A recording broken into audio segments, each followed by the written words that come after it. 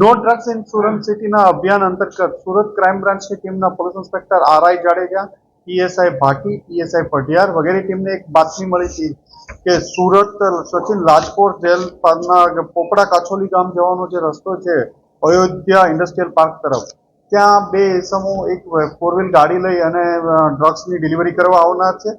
જે અનુસંધાને એક રેડનું આયોજન કરવામાં આવ્યું હતું અને અમને જ્યારે શંકાસ્પદ ગાડી અને માણસો મળી આવતા એમને કોર્ડન કરી પૂછપરછ પકડી પાડતા એમાં એક સુલેમાન ઇસ્માઇલ હાજી અને શુભમ મહેશ સુમરા આ બંનેની ધરપકડ કરવામાં આવી છે.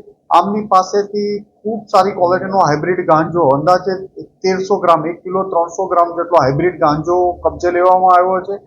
આમની પૂછપરછ દરમિયાન એમને ક્યાંથી લાવ્યા હતા, ક્યાં છે એ પોલીસને માહિતી આપી છે. એનું ઇન્ફોર્મેશન ચાલુ છે અને અંદાજિત 43 લાખ જેટલો મુદ્દામાલ આમની પાસેથી કબજે લેવામાં આવ્યો છે. સુલેમાન અગાઉ પણ હાઇબ્રિડ ગાંજાની ડિલિવરી કરી ચૂક્યો છે અને સુરત સિટીમાં હાઇબ્રિડ ગાંજા વેચવા માટેનો પ્રયત્ન કરતો હતો.